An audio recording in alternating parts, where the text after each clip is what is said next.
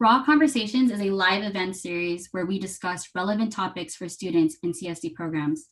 My name is Layla Reggio. My pronouns are she, hers. I serve as National NSSLHA's Vice President for Student State Officers in the Western region, and I am an SLP graduate student at California State University of Los Angeles. Before we begin, I'd like to invite National NSSLHA's President Jordan Girola to share a few words. Thank you, Lila. Before we get started with our raw conversation discussion, I would like to take a few moments to introduce myself and acknowledge those who have worked very hard to have this event for us all. My name is Jordan Girola, National NSSLHA's President and SLP graduate student at California State University, Chico. And I'm very happy to be here with you all and to be leading an organization that is taking the time to address these issues, have these raw conversations, and take action. I strongly believe that we are the future of our professions, and we will take these experiences like this with us to lead as a better example in serving our patients, peers, and communities. I would like to quickly thank my fellow Executive Council members, especially Lila and Melanie, for their involvement in this event tonight. Additionally, I would like to thank our student state officers, our national office staff, Teresa Rogers, ASHA's president, and all other ASHA Board of Director members for their collaborative efforts in creating this event and always supporting the students of National NSSLHA. Lastly, I want to thank all of you who are here with us tonight, listening, supporting, and having these important discussions. Back to you, Lila. Thank you, Jordan. So like many CSD students, we are taking a look at where we are amid an unprecedented reckoning of racial inequity in our society and within our academic programs. We want to learn from this time by engaging in deep reflection, discussion, and being intentional champions of equity and inclusion within CSD. At National NSSLHA, we are committed to empowering students to constructively advocate for change within their cohorts, NSSLHA chapters, and academic programs in order to dismantle systemic racism within CSD.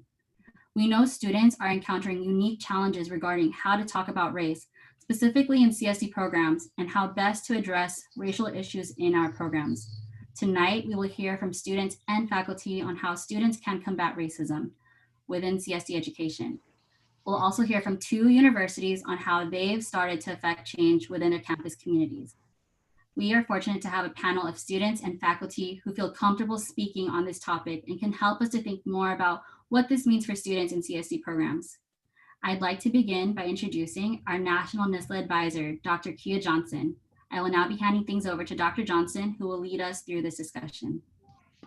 Lila, thank you so much. As Lila said, I am the National Advisor to National NSSLHA, and I am a member of the ASHA Board of Directors. I am also the chair of the National Black Association for Speech, Language, and Hearing, better known as NBASLA. I am an associate professor at the University of Houston within the Department of Communication Sciences and Disorders. I focus on research and clinical issues related to stuttering, but that is enough about me. I am very excited about getting to the discussion for tonight. Tonight's discussion is divided into 3 parts.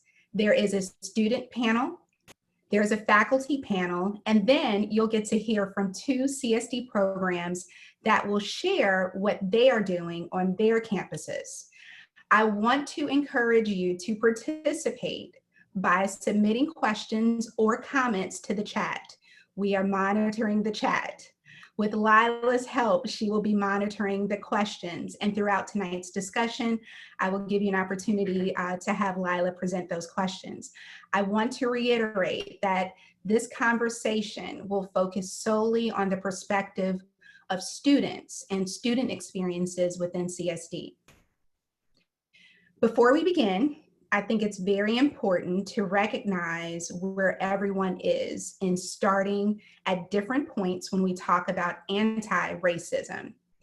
I think it would be helpful to take a few minutes just to review some basic terminology to help guide us through today's discussion. For some of you, these terms will be, oh, I've heard these before, and some of these may be new. So I encourage you to reflect on them as I go through them. So the first slide you see is a discussion that really speaks to cultural competence and cultural humility. I hope every student on this call has heard the term cultural competence. Think about it as understanding and appropriately responding to the unique combination of cultural variables and the full range of dimensions of diversity as it relates to professional interactions with clients, patients, and families. So a lot of you may have had some discussion in your coursework and your clinical settings when it comes to making sure that the service you are providing is done with cultural competence in mind. We'll talk about a newer term, or a term that branches off from cultural competence, called cultural humility.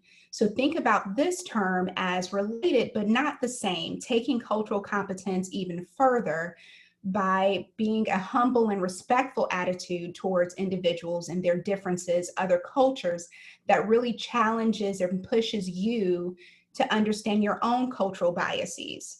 And it's okay, we'll get into this. Biases are there, they're present, and it's important for us to reflect on what our own biases are, realizing that they cannot possibly know everything about other cultures and approach learning about other cultures as a lifelong goal and process. So when you think about cultural humility, it is an ongoing process.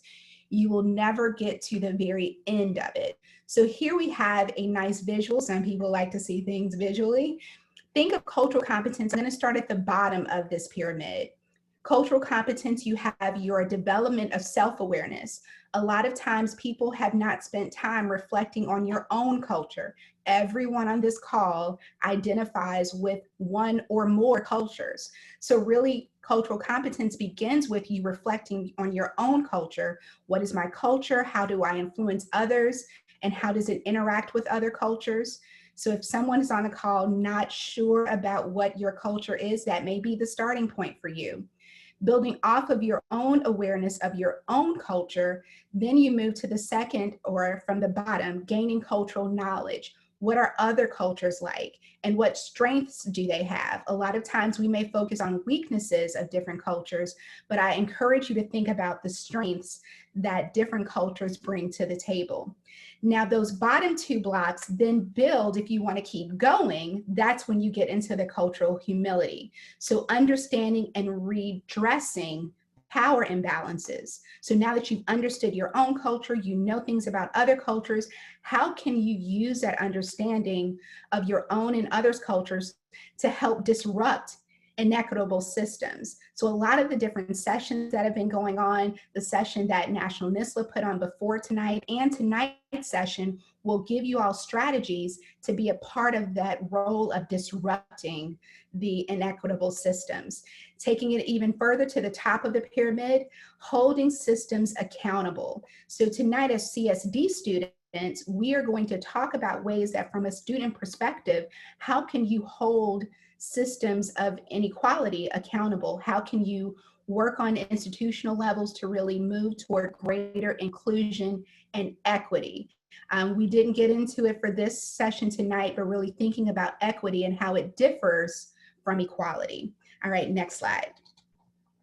All right, some other terminology to go through: implicit bias and microaggressions. Thankful to ASHA, I just participated in a long retreat on the term implicit bias. So I really want you to think about it as unconscious bias. It's not something you do intentionally, but it's really deeply ingrained into your thought. It happens when we allow our own attitudes, feelings, stereotypes, or beliefs to impact our judgment or understanding of other people. It's called unconscious because you never do it intentionally. It's not something you set out to do blatantly. Rather, it's involuntary. Sometimes it can be influenced by your family and your friends, the media, things like that. Implicit bias can be applied to racial implicit bias. There's gender when it comes to implicit bias, sexual orientation. So I really want you to think about implicit bias as we go through tonight's talk and where your understanding is of what implicit bias is. And the interesting piece about implicit bias is that it's hard to change. But what we can change are the systems that help to minimize implicit bias. So tonight, some of the strategies that you'll hear from the panelists will help to motivate, hopefully, help to motivate you all as students to think of systems that can help minimize implicit bias from the student perspective. Then we have microaggressions. These are everyday insults, verbal, nonverbal, environmental slights or snubs. They can be intentional or unintentional. When we talk about microaggressions, if you think, man, I think I do that.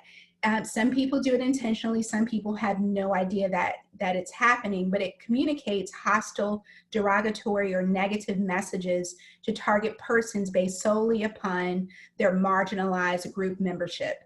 Something that's important about this term is that it was actually coined because of insults that were occurring every day towards Blacks. And since that term has been used, starting with Blacks, it has now been a term applied to other marginalized groups. And microaggressions, they're small. They're things that you may think, oh, that's not a big deal.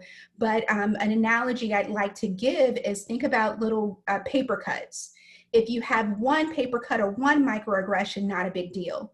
But for a lot of our marginalized groups, like for example, Black students or Black individuals, those small paper cuts add up. So in a one given day, you can have a lot of paper cuts.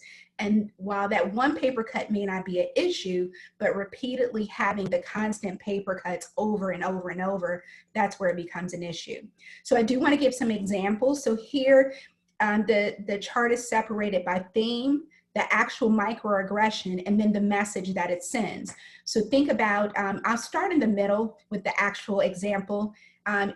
Some people on the call may go, yeah, I've said that before. Oh, yep, I've heard that before. When, for example, it says, you can say here to an African-American person, wow, you're so articulate, or you're so well-spoken. What does that really say? That sends a message going to the theme. When we think about talking about insults or comments that address intelligence, the message on the other side sends that people of color are not as intelligent as whites. Or the microaggression, I'm pleasantly shocked. Your presentation was so good. Or you're such a different type of Black person. You're not like the others. Those send messages, and those would be examples of microaggression. The message on the right, unusual for someone of your race to be intelligent. So I encourage you to think about those things. Okay, next slide. All right, so here we have microaggressions. I'll start in the middle again. When we talk about racism, this area comes up a lot where people will say, well, I'm not racist, my best friend is Black. Or, you know, I don't see color, or I know exactly what you're going through as a person of color since I deal with it as a woman. Sometimes in this profession, I'll be honest, give one example that really hits home. I know what you're going through because I'm an audiology major.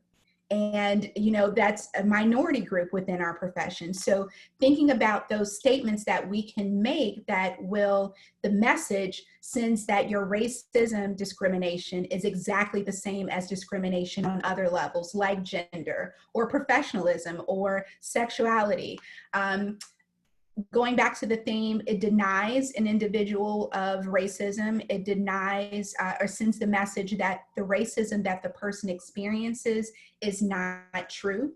And that's not necessarily what we want to go with. So on the right side, it also sends the message that I could never be racist because I have a friend of color, or I have a person of color. I know someone who is of color. And so those are examples of microaggressions. All right, so here are other examples in the middle, slides that feature predominantly white people without representation of people of color. I thought about this when we think about PowerPoint and we pull up clip art to throw in our presentations.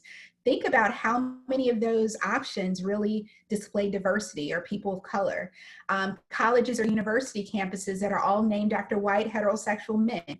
I encourage you all, when you're in your spare time or moments of wanting to procrastinate, just look up the names of the buildings on your campuses and research briefly who they're named after and see what you see there. And that is an example of environmental microaggressions, or that set an environment that sends the message, if you look to the right, that you don't belong, that you're not going to succeed here, that you're an outsider, that you don't exist. Your invisibility shows that you don't belong here.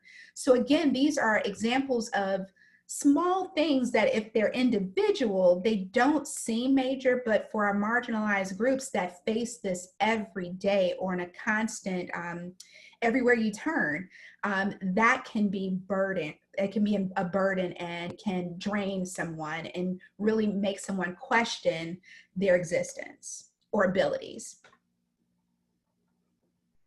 All right, next slide. Okay, so I also want to review the terms of, we also often talk about racism, but understanding that there are subheadings under the term racism. You have covert racism and you have overt racism. So if this slide makes anyone uncomfortable, that's good, okay? That's what I want for you. I want you all to be uncomfortable so that you can be comfortable after this presentation and going forward in your actions. So thinking about overt racism, that's what we all know. We all have seen the movies, we've read the history, we know about socially unacceptable behaviors that are really overt, in the front of your face, lynchings, using the N-word, KKK, things that no one for the most part would say is acceptable behavior. But then we're more concerned, at least in my opinion, with covert racism. And these are the behaviors that are not as blatant, they're not as socially unacceptable, but they're behaviors that have become socially acceptable. So I want to give you some time. I'm not going to read all of the examples that are listed there, but just glance around. Hiring discrimination, housing discrimination, celebration of Columbus Day, all right? Denial of white privilege, blaming the victim. So think about the experiences of, in the media right now, a lot of people are getting called, the police are getting called on Black individuals who are doing nothing or having a picnic or at Starbucks and things like that. Those would be, would fall under covert racism and things that we also are wanting to work against. All right, so that was your crash course in terminology for tonight's presentation. If I said anything that you're going, wow, I want more knowledge about that, we have some resources that we're going to share. And I want to encourage our panelists, as you go through your presentation and your different discussion pieces, feel free to use some of that terminology to help relate your discussion to the terms that we've gone through. All right, so I think that covers it. So I am going to get started with my script. All right, so, all right, now, John Williams, I want to go ahead and introduce our first group of student panelists. All right, so we have John Williams, we have Kevante Drew, we have Melanie, Alcala, and Taryn Booker. So I'm going to give them an opportunity. If you could please introduce yourselves, include your discipline, university, and how you culturally or racially identify. All right, good evening, everybody. I'm John Williams. I am from the University of Arkansas for Medical Science. I'm a third-year audiology student. I identify as a proud Black man, and I go by the pronouns he and him.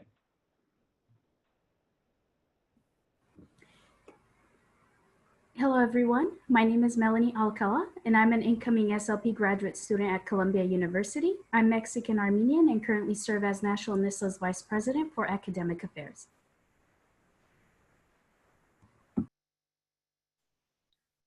Hi, I'm Taryn Booker. I'm a third-year undergraduate student at the University of Cincinnati. I am the community liaison for my university's Multicultural Concerns in CSD. And I'm excited to be here. Hello, everyone. I am Kevante Drew. I'm an incoming second-year graduate student, SLP, at East Tennessee State University. I identify as a biracial male. All right. Thank you so much. So let's get started. All right.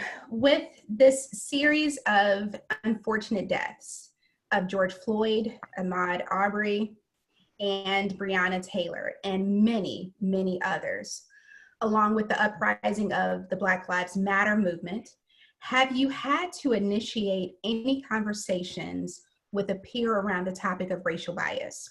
What did that conversation look like? How was it perceived? And I'm going to start with Taryn. Yeah, I've been having a lot of conversations, honestly. I spoke with my Black and my non-Black friends about how to be an ally and what the steps to being mindfully anti-racist could look like. How to accept, thoughtful criticism, and how to react when you hear buzzwords that might make you feel defensive when you're having conversations relating to race and racism. We also talked a lot about mental health, when to step away from social media and the news when you're feeling overwhelmed, and how to ease your way back into it. Especially, being an ally is something that you actively do, just like you are actively being anti-racist.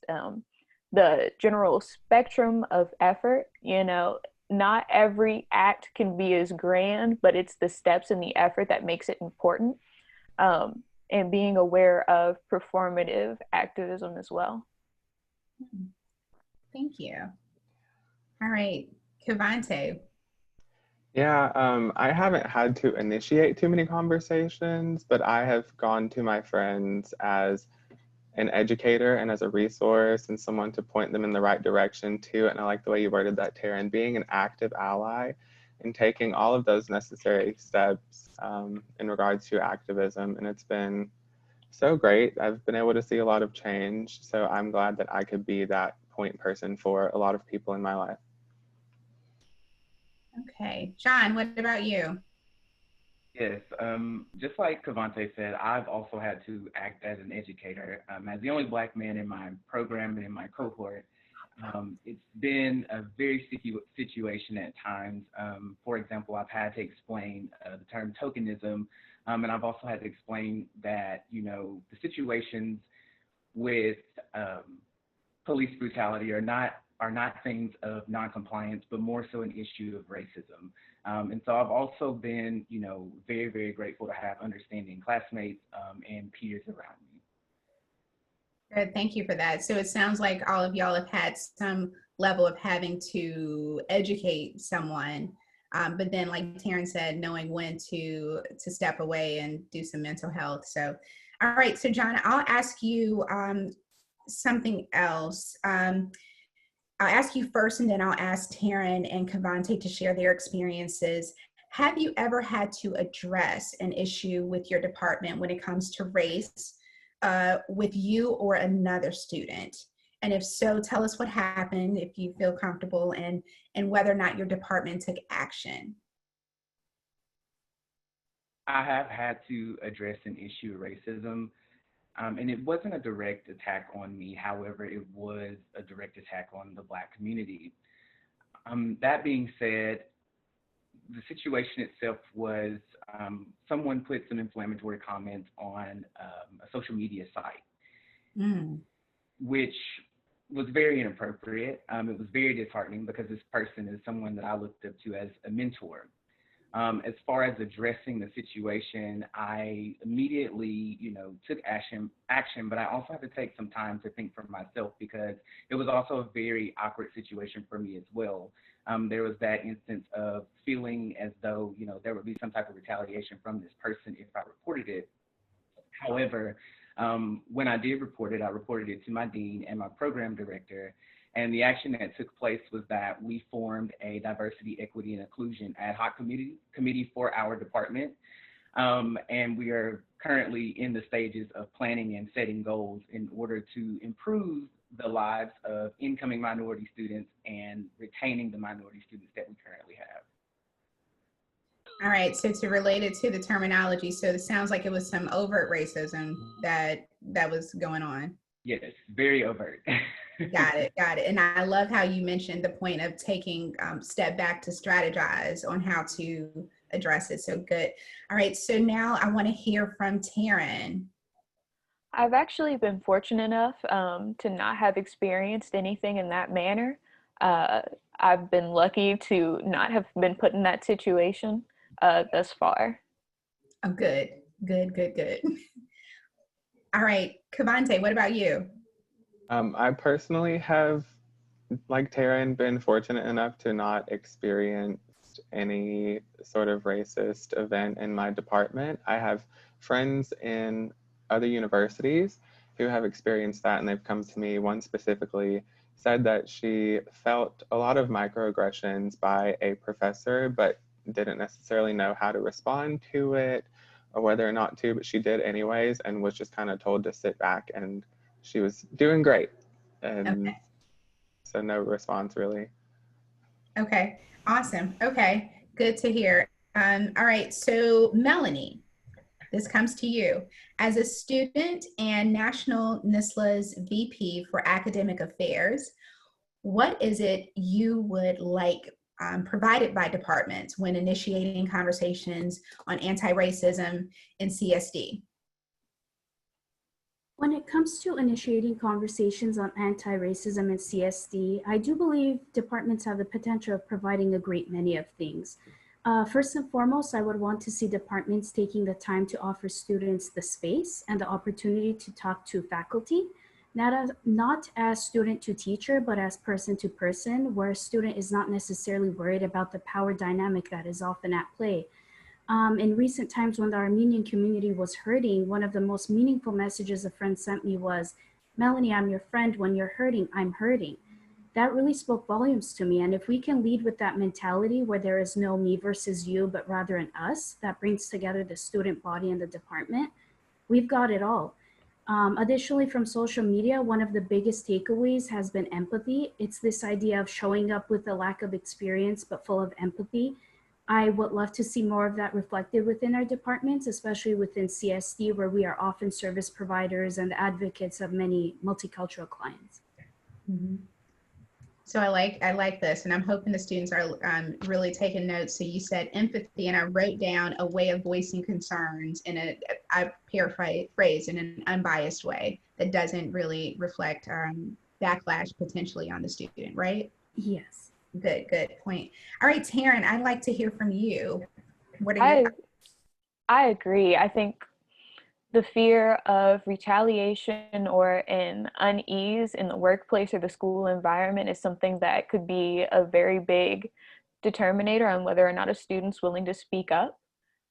So I think it has to be an environment where, like Melanie said, that we're speaking as humans, and to have this open discussion where you allow yourself to make mistakes so that you don't make the mistakes again. Allowing yourself to have that level of humility to know that you might have done something wrong, and that you can grow from it. And this can be from both the faculty and the students, so that you can retain and implement the things that you've learned in a meaningful way later on. That's good. So what you all both said together, Melanie and Taryn, to me, those are two great points that as a faculty member, if a student came to me saying that is a kind of system you want in place, those are two great points to keep in mind. So thank you for that. All right. So John, let's see. I think I'm going to ask you a different question. I like to know, what does mentoring look like to you within your department and outside? Do you have a mentor within your department? Are they the same or a different race? I'm looking at my notes. Do you have more than one mentor? And I said I'm going to start with John. Let's go with you, John. Yes, I do have a mentor. This person is one of my instructors, and I guess the way that relationship looks, it's kind of like I adopted him as a mentor, to be honest. In light of recent situations, I went to him a lot just because he is a person of a different race. He's not necessarily Black, but he is a person of a different race, and he has expressed to me that he's also experienced, multiple microaggressions and just overt and covert racism within our department. And so that would be probably the best answer. I have a mentor, and that's basically our relationship. We just discuss certain things, and we also check on each other's mental health. Okay, and so that mentor is, you said, in your department? Yes.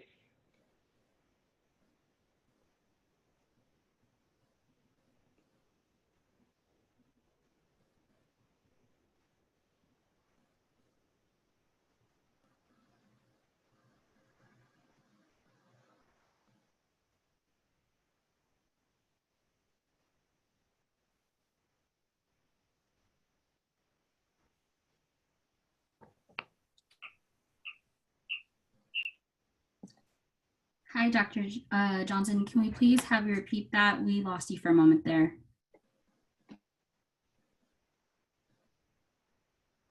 I think I was having audio issues, but I think I'm okay now. All right, John, I was saying, is your mentor within, sorry about that. Your mentor, you said, was in the department or not? He is. He's within the department. Okay, and do you have a mentor outside of your department or just in? I don't have one outside of my department, just within right now. Okay, that's what I was wondering. Okay, Melanie, your turn. See, technology doesn't stop a presentation. Go ahead, Melanie. John, I love how you put that about us adopting them. That's a great perspective and way of putting it. For me, when it comes to mentoring, I think the best advice I have ever received is always having more than one. As Ms. Vicki Deal Williams had shared, you want to have multiple mentors that help nourish all aspects of yourself.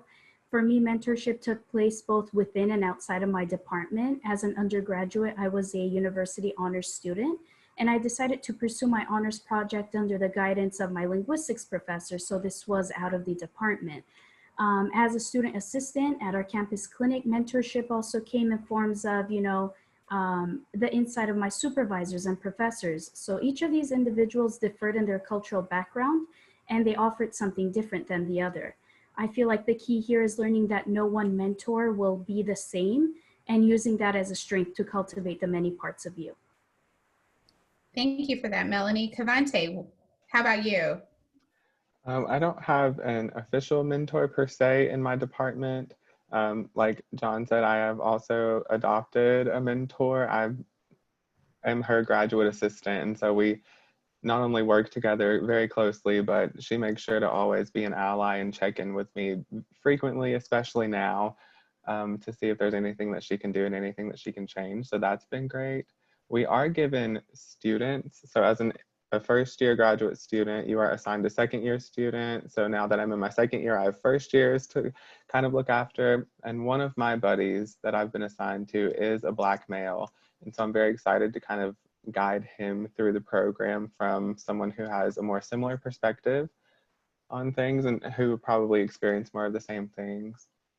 Out of my department, I just have the ASHA's STEP mentor program, where my mentor is a biracial male. So we definitely are pretty aligned on most things. This is good because I think from your responses, it shows that mentorship varies and that it really doesn't have to be formal, which is great. None of my mentors were formal. And Kevante, I'm going to put you on the spot. Do you want to say who your mentor is? Dr. Lynn Williams. Who is? Who is the current ASHA president-elect. Yes, so that's pretty awesome. So just wanted to put you on the spot for a second. So I love how you all shared your variety of mentorship and what that looks like for you. So we're running out of time for the student panel. So really quickly, answer yes or no. If you don't know, that's okay. But the question is, does your department have a process for reporting issues with racial bias? I'll start with Taryn. I believe so, yes. Okay. All right. Kevante. Yes. Okay. John. Yes. All right. Melanie.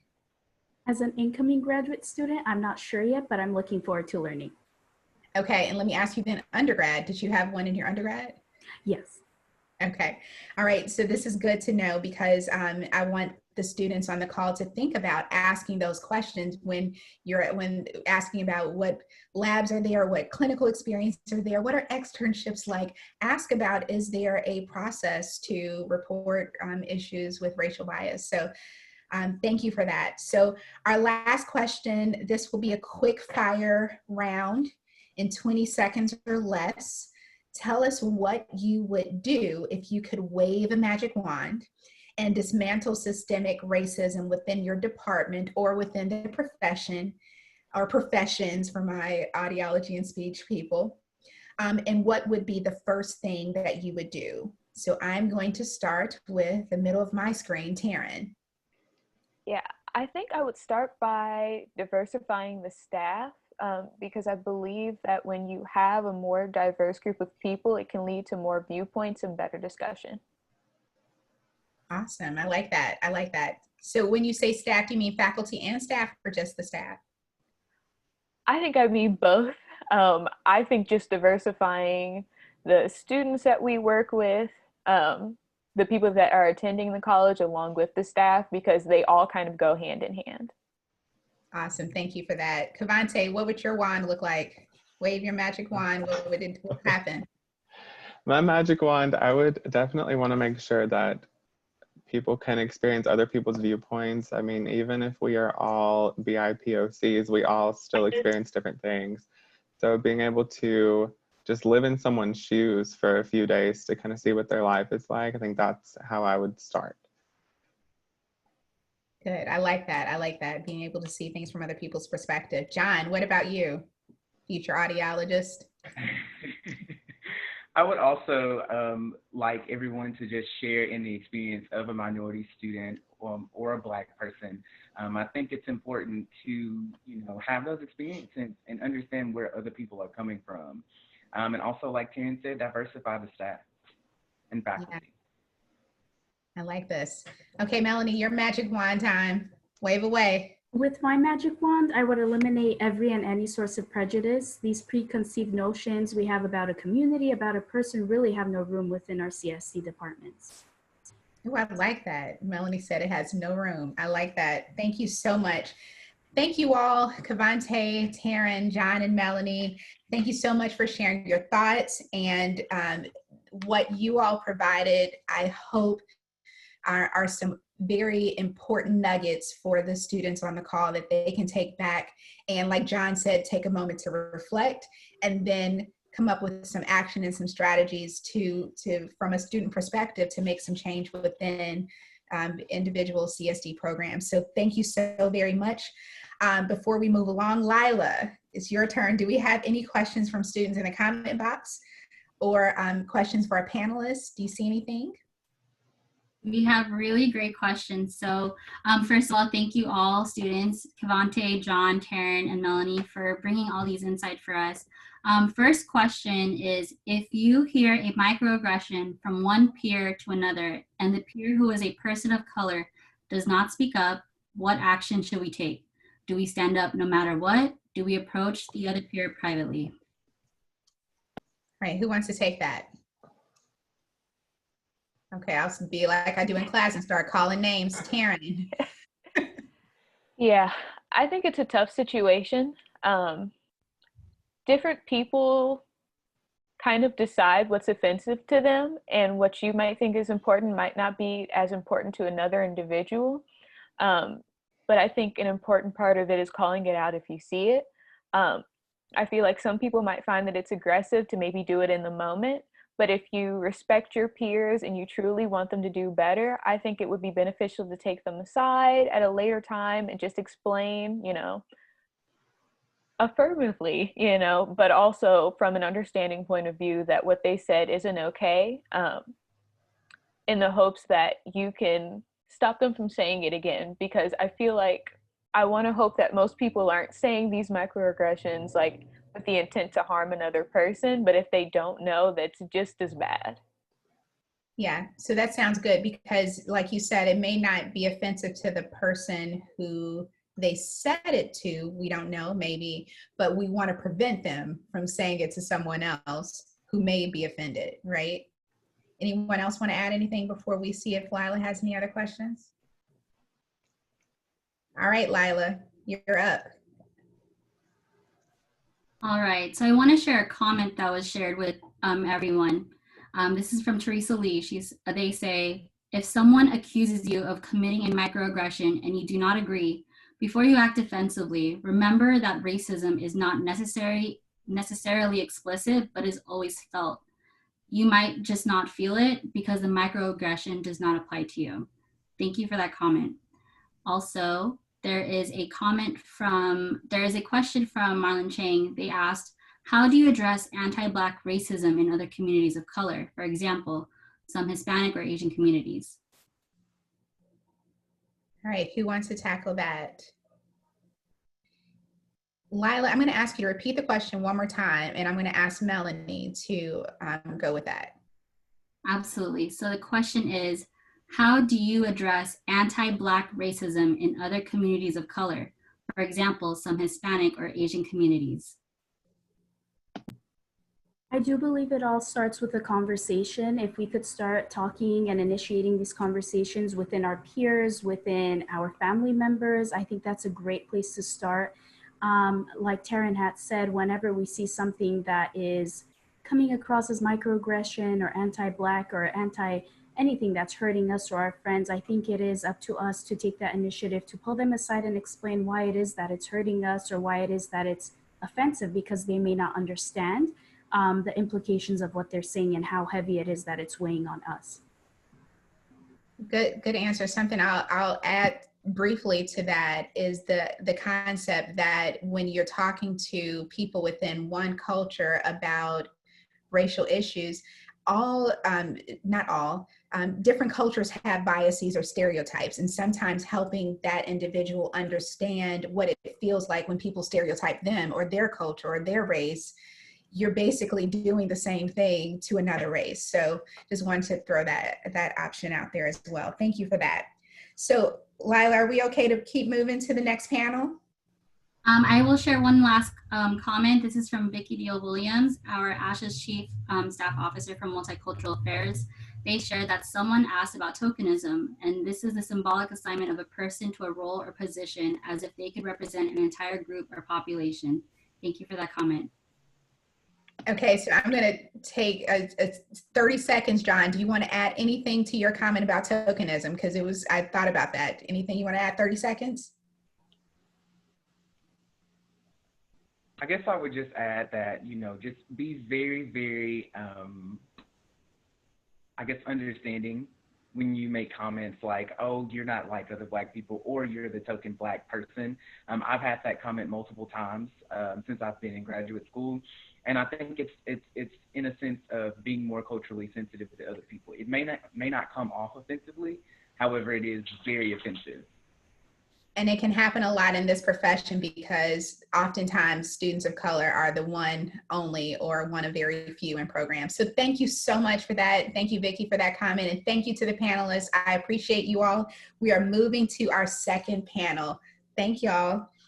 We're going to switch gears and hear from two CSD faculty members who are leaders within their departments and frequently lead conversations on race and multiculturalism within CSD. We want to equip students with tools. We want you all to walk away with knowledge so that you can know the steps that you can take that are available to you to make change within your departments. So I want to introduce my dear friend, Dr. Valerie Fleming, and my other very dear friend, Dr. Corinne Richels, into this discussion. If each of you could introduce yourself, that would be awesome. Well, I will say that following that student panel is definitely a tough act to follow, but I'm Dr. Valerie Fleming, and I'm chair and professor in the Department of Communication Disorders at Texas State University in San Marcos, Texas. Our department is located on our Round Rock campus. My pronouns are she and hers. I have research interest in cognitive linguistic aging and the access and utilization of health services by underserved groups. As department chair, I will say that my interests have turned more toward helping faculty improve diversity, equity, and inclusion in their courses. Awesome, and you are the Texas State representative to the SLP Advisory Board for ASHA, so thank you so much for representing Texas. All right, Corinne. I'm Dr. Corinne Richels, and I am an associate professor and assistant chair at Old Dominion University in the Department of Communication Disorders and Special Education. My pronouns are she, her, and hers, and my areas of research are really surrounding stuttering and grammatical acquisition and language development and all that fun stuff. And also interprofessional education, and especially interprofessional education as a catalyst for more culturally sustaining activities. Awesome. Thank you for that. Thank you both for being here. We really appreciate it. So for my first question for you all, if a student were facing a race-related issue with a faculty member or staff member, what would be your advice on how to best address it? Can you give some good examples and give some not so good examples for our students? I'll start with Corinne, Dr. Richards. Sorry, it's hard because y'all are my friends. Okay, so Dr. Richards, go ahead. Thank you, Dr. Johnson. So I think the first step is always to find a trusted faculty member, and it may not even be someone in your department. Hopefully it is. There are ways of figuring out who these people are, observation being probably the best, but also many universities have safe space ally training, and there are logos that faculty will display on their doors. And so that's always a great place to start, is with a trusted faculty member. And then from there, if you don't feel comfortable going to the faculty member themselves, from there, I've seen it happen where someone will call someone, another person or a faculty person out in class or in a very public place, and that would be an example of not so best practice, not such best practice. I think because unfortunately and truly there is a power differential, start with a trusted faculty member and then go from there. And hopefully, but that being said, if you don't get satisfaction from the first person you talk to, keep going, because you have options and you do have power, and it is important that you be heard.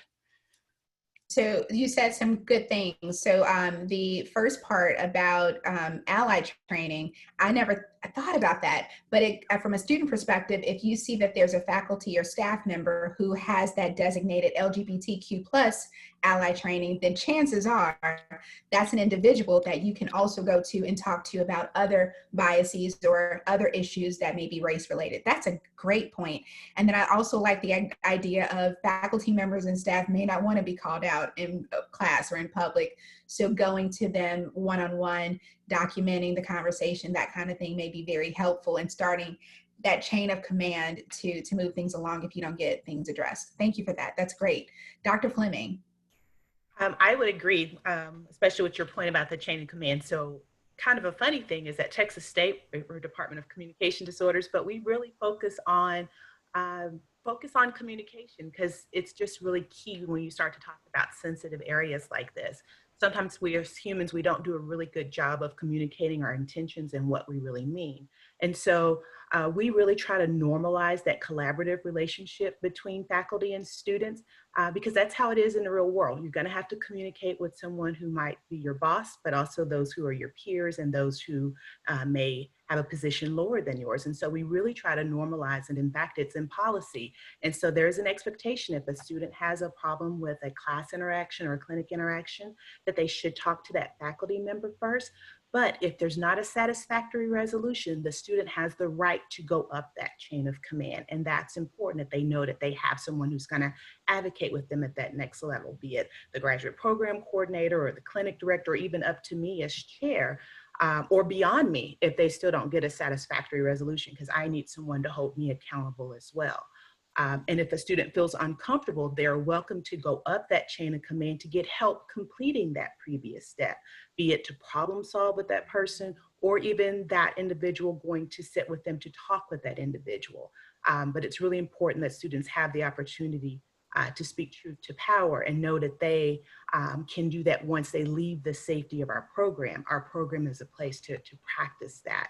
Of course, a poor way, I do agree with you, Corinne, that doing it in front of someone in a confrontational manner, that may not be the best way, but doing it in the privacy perhaps, so that person can have a time to retreat and rethink about what they did. I will also add, you'll hear me say more than once, your department chair, your program director, really, they're key in getting some of these things done. But in the case of working with someone outside of your department, contact your program person first, usually your extern supervisor, that your program contact on campus, because their role is to protect you as a student. Because unfortunately, we really try to vet our external partners, but they may not have the same values that we do. That's a really good point, because a lot of times we as faculty members have to think about issues can happen within the confines of our department walls, but they can also happen with externship supervisors and what to do about that.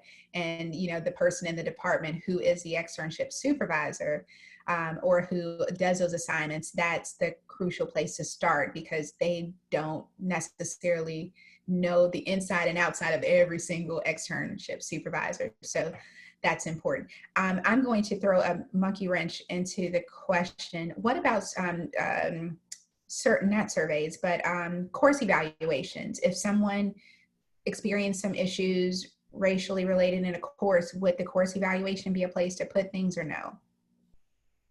I would say absolutely, because as a department chair, I read those. I make program decisions based on that. I make suggestions for professional development based on that. We have what responsibility to evaluate our programs for accreditation. And so, yeah, we do talk about those. Now, do I believe everything that's on there? I figure everyone has their different lens. And so we want to constructively think of ways to improve it within our department. Awesome. So just wanted to throw that out there. All right. So next question. What would you say to a student who is fearful of retaliation from a faculty member, whether it be an instructor or even a clinical educator or an externship supervisor, when considering bringing up a race-related issue? I'll start with you, Valerie, and then I'll come to Corinne. I would say follow your instincts. Seek help from your program director, your department chair. If you are fearful, that's what we are here for. At the end of the day, we are the ones that are responsible to make sure the program and the department upholds the rules of the institution and the standards for accreditation. But if you're fearful, even within your department, seek someone out on your campus to help you navigate the issue. You have diversity officers, you have ombudsmen. They're responsible to ensure that you have a safe learning environment. And if even within your institution, you still don't feel safe, reach out to a trusted mentor within the professions. We can help navigate that situation. And as always, you as a student, you have the right to reach out to the Council on Academic Accreditation if you feel like standards are not being met. That's why the address and the phone number are accessible to you as students. Great points, great points. Dr. Richels. So I think Dr. Fleming's point about if you're not comfortable within your department, going elsewhere, I think that that's a really huge piece of it.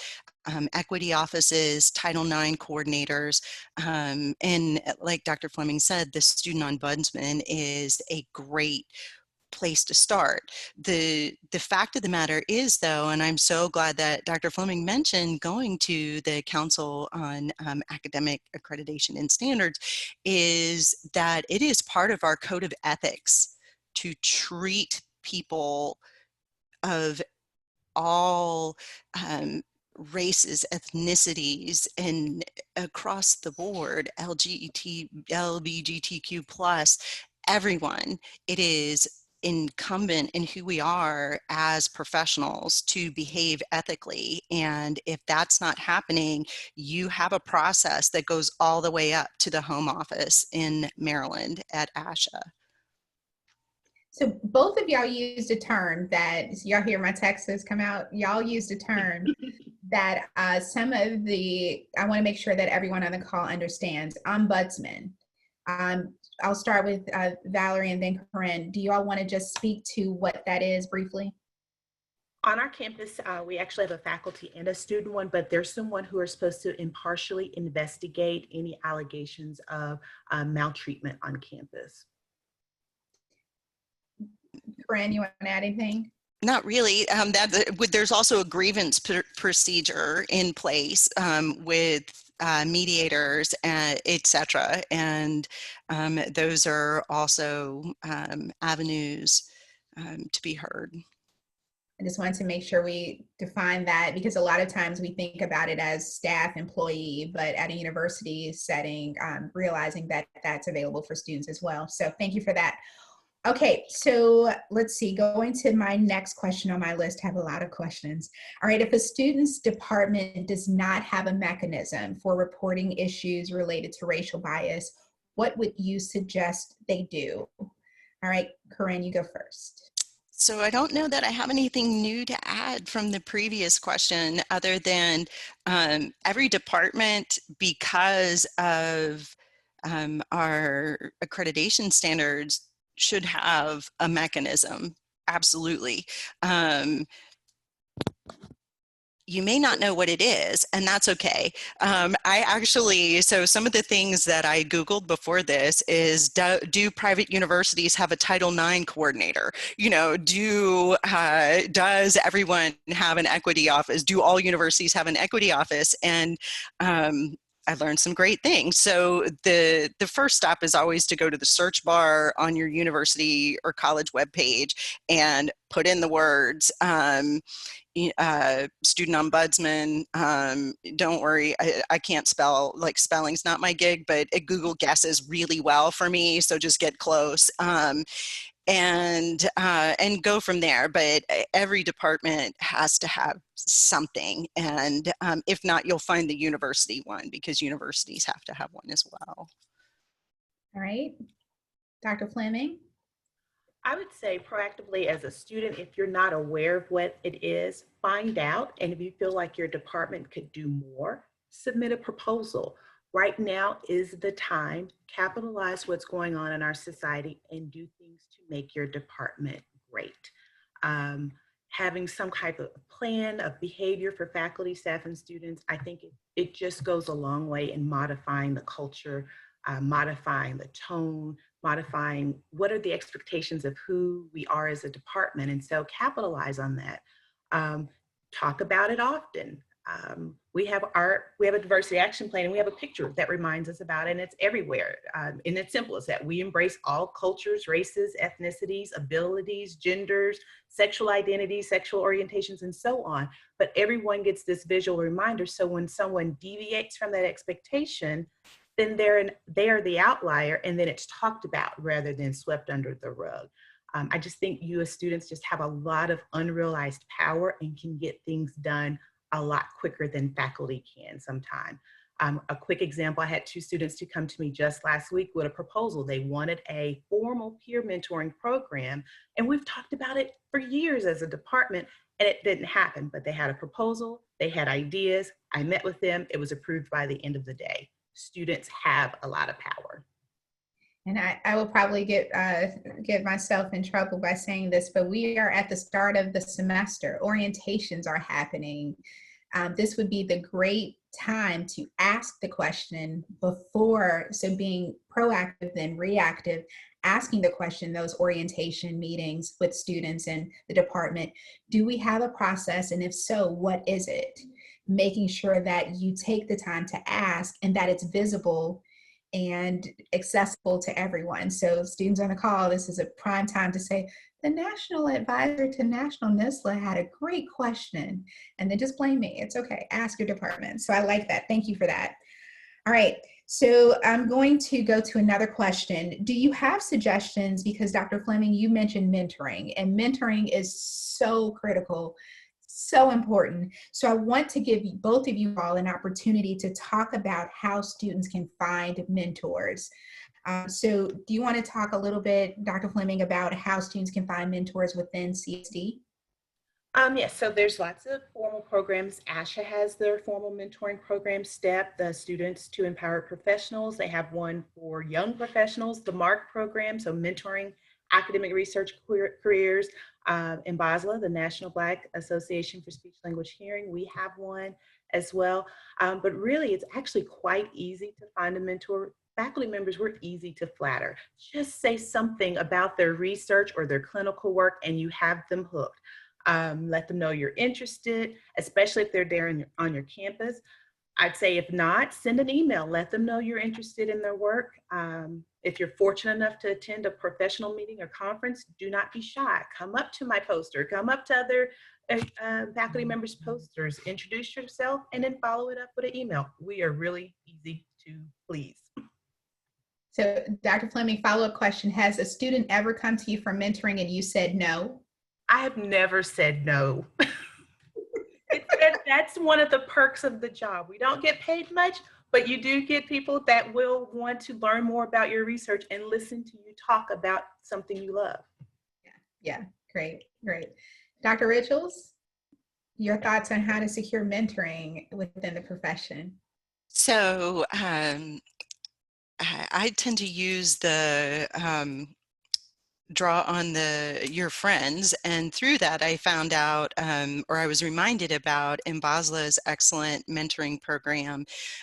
There are many organizations and special interest groups within ASHA that you may be able to find someone who you really connect with on a very visceral level, if not in your department, hopefully in your department, and hopefully in other students. I think being part of National NSSLHA, you get an opportunity to see and meet people from around the country, and in Canada too. I saw a comment about Canadians, and I think that's a really good place to start too, and just getting an idea who might be a good fit for different students is really important. But I think that one thing to really think of, I was just reading a manuscript about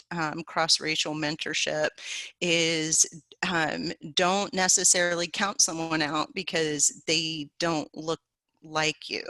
I understand that it's a lot harder to build trust that way, but it is possible. And I have never said no to mentoring anyone either. Like Dr. Fleming said, we are easily,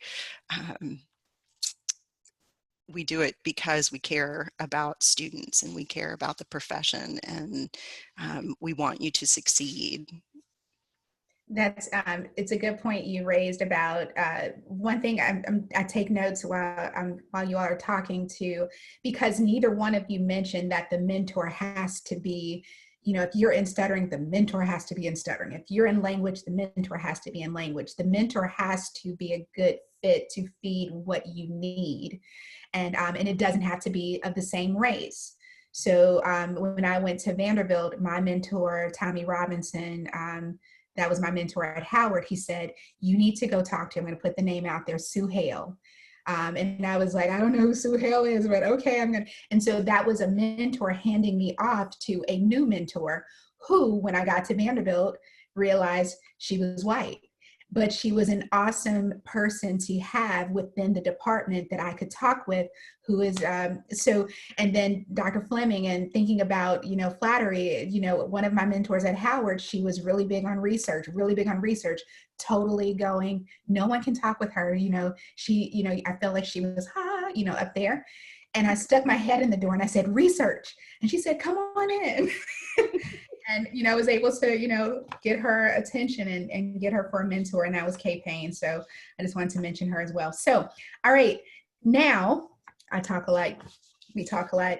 So for our last question, we'll close with the same quick fire round. So in 20 seconds or less, tell us if you could wave a magic wand to dismantle systemic racism within your department or the professions, what would be the first thing that you would do, or what would that look like? So I'll go with you, Dr. Fleming.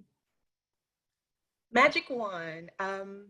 Yes. Probably can guess. I've been talking about this for a long time and people are finally starting to listen. I would clean up the admissions process of our graduate programs, especially getting rid of the GRE.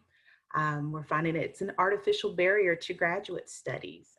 We still have really great graduation rates, employment rates, and passing the praxis exam. But what has changed is that now we're a majority minority program. That's the thing that's changed.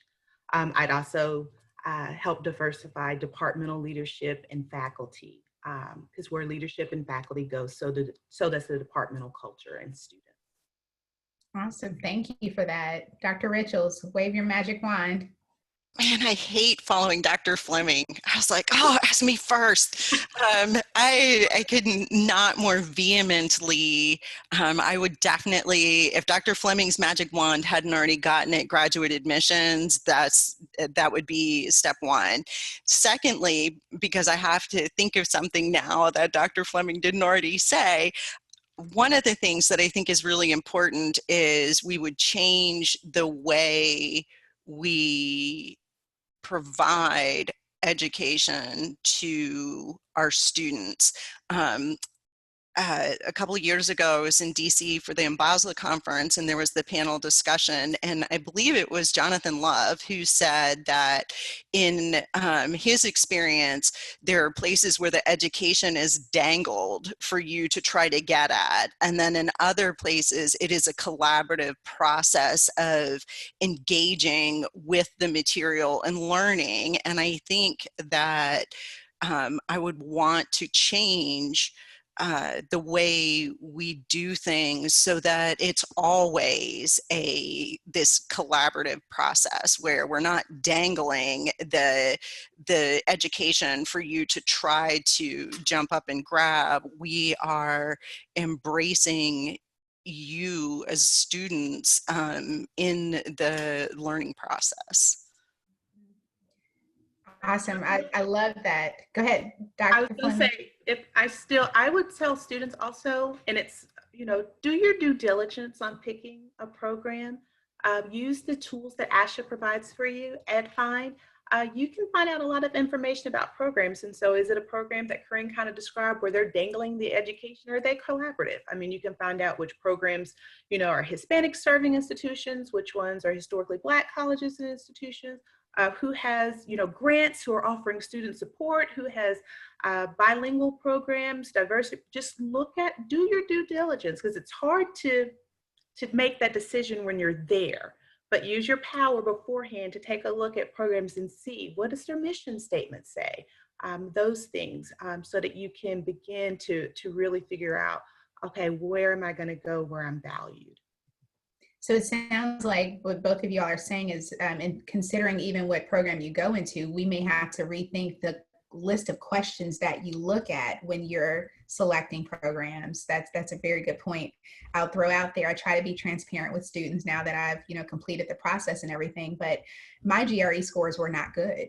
And I remember my mentor for my doc program telling me my verbal was very low. And Dr. Contour, my PhD mentor, he said, I know your GRE scores are low, but everything else says you have the potential to get a PhD, and everything else says you can do research. So having those minds in decision-making roles, that's very important. So thank you so much for sharing your thoughts. I want to check back with Lila, because we are at the question and answer period, to see if she has any questions from our guest for our faculty panel. Lila? Thank you. There are plenty of questions, and thank you for your insight and sharing what we students can do in empowering us. A question that was given is, if your department does not offer, say, the least requirement of a course on cultural competency, what steps could a student take to have that gap in the curriculum addressed? Who wants to take that? Corinne, you want to go first? Oh, thanks. I'll see how it is. I think I would ask the program director, ask the department chair, why is there not a class on this? I think that's a great starting place. Ask your NSSLHA president, hey, I noticed that there is not this kind of course in the graduate curriculum. Do you know anything about that? I think that ask the question and keep asking. I would agree. Ask the question. Also, remember, point to standards, because there are standards that say that we should be covering the depth and breadth of diversity across the big 9 areas.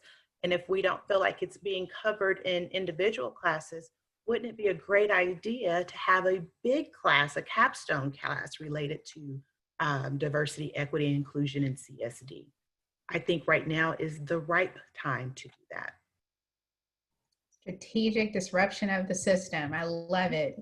Lila, what else? Thank you for answering.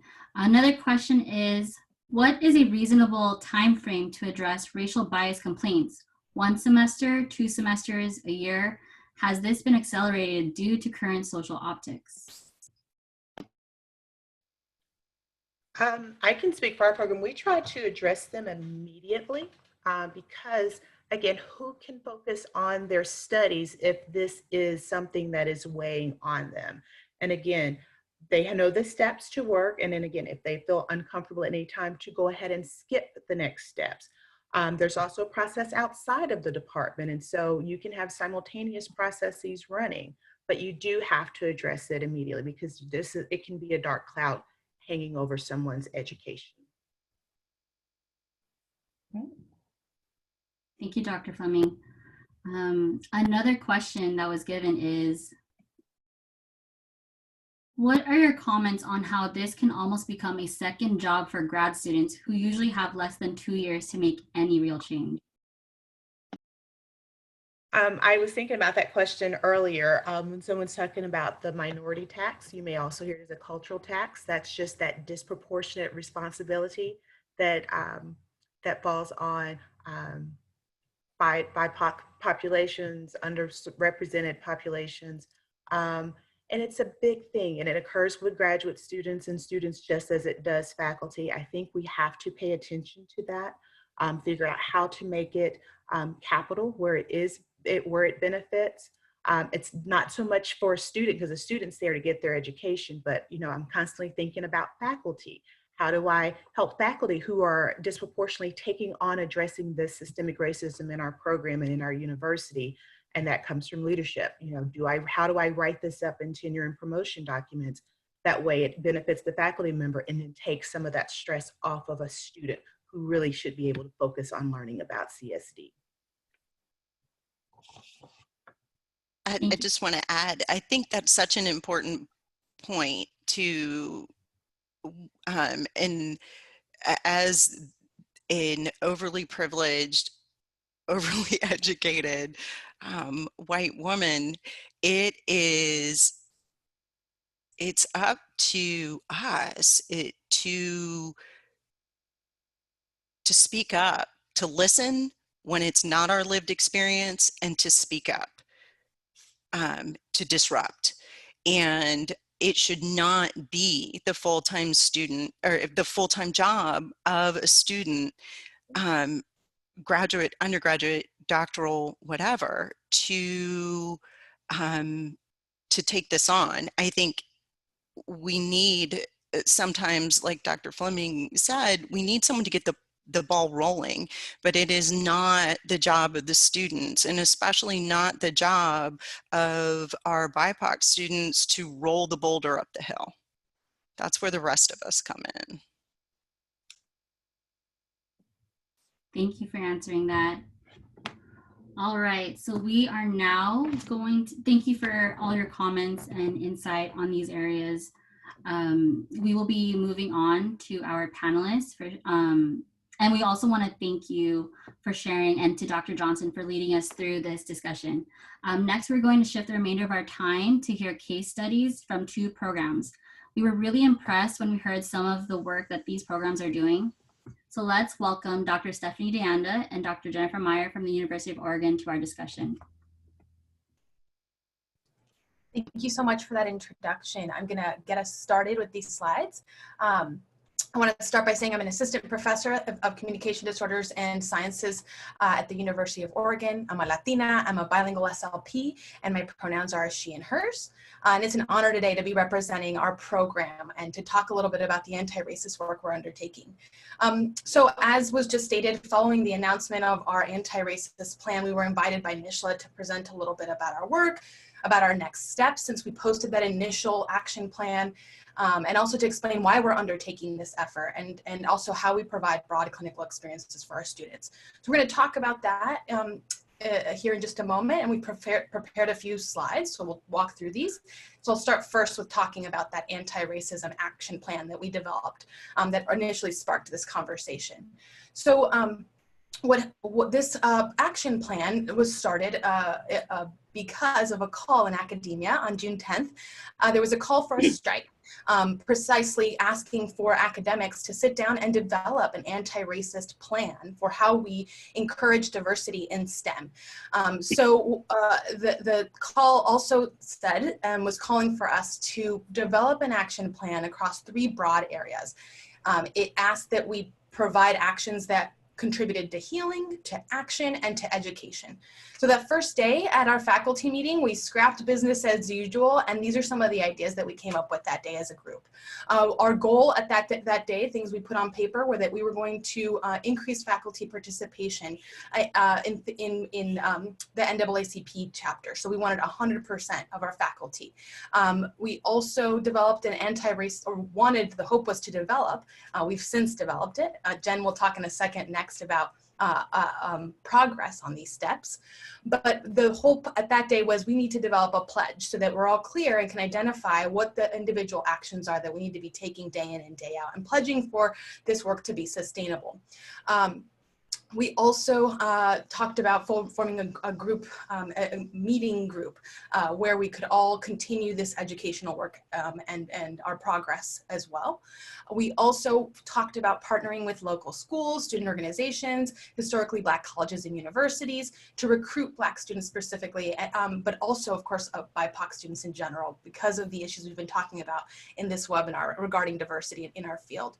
We talked about the importance of collecting alumni and student feedback to inform further plans. We also recognize that though we do offer a course on cultural and linguistic diversity that stands alone, that we also needed to ensure, as ASHA recommends, that this curriculum was infused throughout our curriculum, throughout our classes rather, and that it wasn't just a lecture at the end of a course, but that we really want to think carefully about how we're setting this up in our classes. And we also recognize that many of us are in positions of power in many other outside institutions, that we go to conferences and present. Some of us sit on those boards at conferences or different organizations. So we talked about promoting Black scholars in those spaces as well. We talked about, again, thinking about maintaining this, this energy and sustainability for this. We didn't want this to be a one-off thing, but to really keep this going in the long term. So we talked about infusing this at every faculty meeting, that every faculty meeting we would commit to discussing our progress on this action plan. We also talked about how we would collaborate with the Black students on campus. We have a Black Student Coalition who has been calling and making demands of our administration. So we talked about how we could partner with them. And lastly, we created a faculty book club where we were talking about, we wanted to talk about things like white fragility, read the book, talk about it together so that we all had a similar language so that we could address and have the same lexicon, so to speak, when we were talking about this anti-racism work. I'll turn it over now to my colleague who will talk about our next steps. Hi everyone, I'm Jennifer Meyer. I'm the Director of Clinical Education at the University of Oregon. She, her, hers. I identify as a out queer faculty member, and I'm really excited to talk to you a little bit more about what our next steps were after that initial meeting. So we were, as Stephanie mentioned, we were really worried and concerned about coming up with a plan that would keep us moving forward and not be sort of a one-time, we've got some excitement going, but how do we really keep that momentum going? So we were able to get commitment to have time in our faculty meetings, every time we have a faculty meeting, to review and revise our action plan. And during that review and revise time, we review, faculty give progress updates. We collaborate on the efforts that we've done so far, and we suggest new goals. So for example, at our last faculty meeting, we discussed revisiting our admissions policies. So we had that discussion at faculty meeting, and within that week, a small work group worked to completely redesign our admissions essay and requirements for this upcoming year. We are no longer requiring the GRE. And we put in place some different mechanisms to help us be able to more fairly and equitably look at applications. We also decided and made the decision to provide anti-racism lectures to all students during orientation week when we get going again this fall. And we're also working to foster policy collaborations within the state. We're also continuing to integrate our action plan into our program. So we spent some time thinking about how we can embed our efforts within existing systems. For example, the strategic plan that we look at each year, and the curriculum review process as part of the college that we reside in. We're also working to foster transparency and accountability. So if those of you who follow us on Instagram will see that we just recently posted an update to our action plan, disclosing where we've made progress, where we've not had the opportunity to make progress as of yet, and what our plans for the future will be. And then we also are committed to receiving student input consistently through a variety of mechanisms. We always have a student liaison as part of our faculty meetings. So we have some questions and some work that we're going to do with our student liaisons. We also are working on alternative ways for students to give feedback beyond the course evaluations. So those are some examples of what our next steps are. I'm going to turn it back to Stephanie to look at our next slide. Yeah, and I also wanted to, before moving on, I saw a question about who's giving. Jen mentioned that we're going to be giving these anti-racism talks at orientation to sort of set the tone for students. And the question was, who's giving those? Yours truly. I will be giving that presentation in a few short weeks. We are the same kind of content that we've given in other places. So that'll be happening there. So the next question is sort of about why we were asked by NSSLHA to talk a little bit about why we were embarking on this endeavor. The short answer is because Black students matter. We find that this is our job to do this, to respond to racism and develop anti-racist plans. So the question for us is why not? This work is overdue, frankly. So what we see is that given individual actions are important, but so are some of our institutional and systems policies. When you look up the definition of institutional racism, as we were talking about earlier, right? Admissions falls squarely in that. Education as a pipeline falls squarely in that. And there's lots of barriers in our educational system. So as a program, as educators, it is our role then to say, how do we fix this? How can we develop an anti-racism plan that addresses this and lives our values? So this figure here on the slide just represents what we're thinking about here. We understand that we control the pipeline in many ways as students move through our programs. So it's incumbent upon us to look through this process and find out where the leaks, so to speak, in that pipeline are and fix them immediately.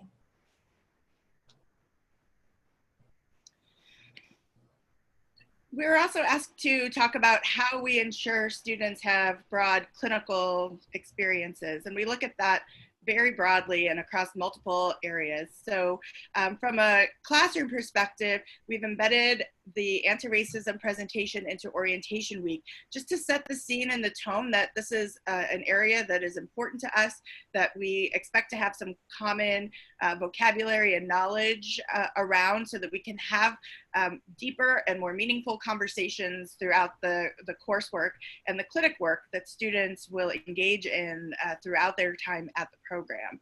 We also do have anti-racism curriculum inside of our multicultural course.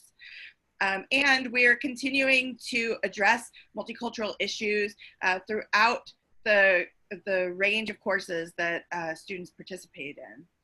From a research perspective, the research labs on our campus examine issues of cultural and linguistic responsivity directly in research questions, and they collaborate with local service providers in the county and state to respond to linguicism.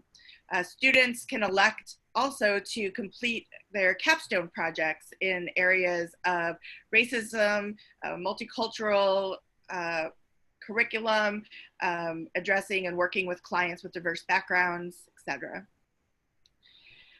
In practice, we do have an on-campus clinic, and we have worked really hard to have low or no clinic fees, including full scholarship opportunities, especially for our pediatric clients, to increase accessibility. And we have begun, since our action plan started, to partner with BIPOC-focused community groups, such as the educational arm of the NAACP, the local chapter, to streamline the process for initiating services for clients and folks that might need services. We also offer practicum placements in diverse communities inside and definitely outside of Oregon, because as a state, we tend to not have the diversity that other states might have. And so we encourage students to look for opportunities outside of our state as well as inside our state. We are actively developing relationships with the bilingual community of SLPs to host our bilingual students. And those partnerships have been just really lovely in terms of professionals mentoring and supporting our students who are bilingual to become strong bilingual SLPs in our communities. We also specifically focus CEU opportunities that are available to our community supervisors on working with BIPOC populations. We also make sure that all of our alternative clinical education opportunities, those ACE activities that we do that are developed by the University of Oregon faculty, all include a key cultural consideration, so that if we are looking at using alternative education, that cultural considerations are a primary component of what we are doing. But we, as a team, we know we must do more. So we are currently have a curriculum committee reviewing explicitly how we present different perspectives. The admissions committee has redesigned our admissions application and criteria, and we are looking at offering an alternative path to admissions for students who might not meet our traditional criteria. And we are really open and looking for suggestions on how we could continue to do more. Thank you. Thank you all for sharing. We do have a couple more minutes, so I want to move on to our next panelist. We have two undergraduate students at the University of Cincinnati who will share more about an organization by the name of MC Square on their campus. But again, thank you, Dr. Deanda and Stephanie Meyer, for sharing. Hi, my name is Jane Cox. I'm a senior in CSD. I'm also pursuing a minor in Spanish, and I'm the vice president of MC Squared. Hi everyone, it's so good to be here with you all. My name's Selma Taha, and I am the president for MC Squared. And I also am a minor in Arabic along with a major in CSD. And so today we're going to be here to tell you guys about our organization and what it's all about. MC Squared actually stands for Multicultural Concerns in CSD. So we're going to talk about activities that we do and kind of what exactly our outreach is with this organization, not only throughout UC, but hopefully we can kind of spread across everywhere and get our message out there. So MC Squared exists to create a space for conversations about diversity and cultural competence. So we really strongly believe this is an important topic, as the professions of speech-language pathology and audiology are very homogenous, while the populations we work with are anything but. So our club is also meant to be a voice for minorities as well as our future clients and colleagues. So there are three major focuses of our work. So firstly, we aim to spark conversation about diversity and about cultural competence within the field of CSD. So we host meetings and activities for students that foster these kinds of discussions in a safe space. So for example, we've had discussions on racism and ableism that explored important vocabulary such as microaggressions and person-first language. So we really strive to emphasize featuring diverse voices through speakers and film. For example, we had a movie night of a movie, The Hate U Give. I think this might have been one of my first events actually. And attending events together such as an event called Talking Black in America. So this was a documentary viewing at UC. They had a panelist discussion, and we were able to attend this together as a club. So we really tried to equip ourselves with the tools necessary to navigate some of the difficult conversations that we're having today. So we're learning to be a voice for minorities, as well as our future clients and colleagues, by centering these voices and the concerns of these groups in our meetings. So for example, in October, we watched and discussed videos from Andrew Solomon's Far From the Tree, which is on deafness, on being transgender, on autism, and on Down syndrome. So this featured videos of people who lived these experiences speaking in the first person. So it's really important to us that we really center these voices. So in the next slides, we'll go into a little bit more detail about some of the activities we host. And then thirdly, we're preparing ourselves to learn how to identify injustice and prejudice in CSD. So one example of the cultural incompetence that often comes about due to a lack of education in the field includes, like, for example, treating an African-American English-speaking child as if they have a disorder, and or perpetuating the idea that African-American English is somehow deficient to general American English. So similarly, a lack of understanding about bilingualism and multiculturalism could lead to misidentifying a bilingual client with a disorder or disrespecting ideas around healthcare that are different from one's own. So we really see MC squared as an opportunity to prevent situations like this from occurring in our future practice. Okay, so I'm going to go into depth about kind of MC squared, specifically like what we do. And thank you so much, Jane, for kind of going into what we're all about. So we do collaborate with NSSLHA a lot. We try to have about one meeting a semester, sometimes only a year, but we try to do one semester at least. Collaborated with NSSLHA, and we try to have that be a guest speaker. So that's leading into guest speakers in general. We do like to have guest speakers at our meetings. We try to have something different at every meeting. We don't want it to be that general, you know, you come in just for the free food and then you leave. You know, we really want that good discussion going, and whether that be somebody to kind of spark that, can really help with that. So there might be students like us who are graduate or PhD, and they might come talk, or they might be somebody who's a professor at our school, and we kind of want advice from them and how they look at things, concerns within CST culturally. And then we try to do like discussion groups, because like I've mentioned, our organization is very heavy on conversation. So if we have a presentation, we might divide however many people we have at the meeting into groups. We'll present a section that we're going over. We'll take a few minutes to discuss that prompt that we have going, and then we will collectively come back and talk about our opinions that we came up with and things like that. And it's really nice because we'll have a few professors and doctors from our major who will show up to our meetings, and we'll kind of have one professor within each group, and it really just brings about a good conversation. We also do community service as well. So we've done blessing bags in the past, which is where we promote on our social media, asking our fellow students to, if they have anything to donate, whether that be personal care food. And we've created little bags that we like to try and give out to our community, because we do go to a very privileged school, yet our surroundings aren't as privileged as we are. So we really want to give back. And we also have done as little activities such as for events is creating like Valentine's Day cards for the VA.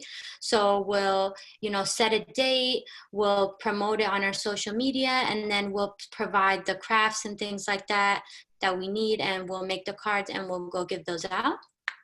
And then lastly, we have in Basla. Sadly, we did not get to go this past year, but we really wanted to, and they've gone in the past. And I know Jane had a few comments that she wanted to make about that.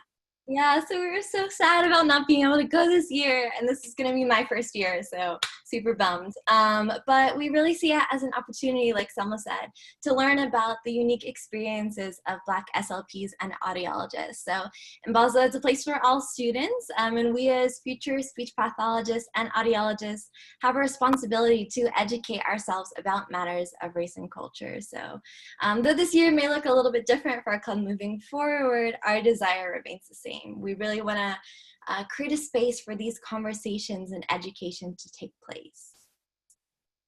So in addition to our in-person meetings, we've also explored creating some content on Instagram. So last February, the former vice president and I put together this short series to honor Black History Month using sign language. So Jasmine, she taught me how to sign Happy Black History Month, and she composed a short explanation for her to sign as well. And I formatted and designed the Instagram post. So it was so great to put our creative minds together to celebrate Black History Month and to honor Black people in this way. So this is just one example of something we can do or you can do to show support to Black people. So what we want CSD students to understand is that we have to lead the way in these conversations. So we can be change makers during this time by doing things like actively striving towards cultural competence in order to provide the highest quality care to our future clients. So being comfortable with uncomfortable conversations so we don't shy away from addressing challenging issues due to fear of making mistakes. But most importantly, do the work. So to start reading books, watching videos to increase your awareness of racial inequalities and injustices, and engaging in dialogue around racial issues. So we really hope something we've said has inspired you to take action against racism on your own campus. So thank you so much. Thank you, Jane and Selma. Thank you so much for providing all these insight and sharing what it takes to be leaders in our communities and in our departments, being helpful outreachers as well. Thank you so much. We want to thank all of our students and faculty panelists and Dr. Johnson for being with us today. This has been an amazing discussion. We would like to thank all of the panelists for taking their time and having willingness to share their expertise with us. This conversation has been recorded and will be posted on National NSSLHA social media accounts. We also want to encourage you to be on the lookout for announcements of future NSSLHA Raw conversations. Also, please feel free to reach out to any of our panelists. Thank you. Thank you all for participating and have a great evening.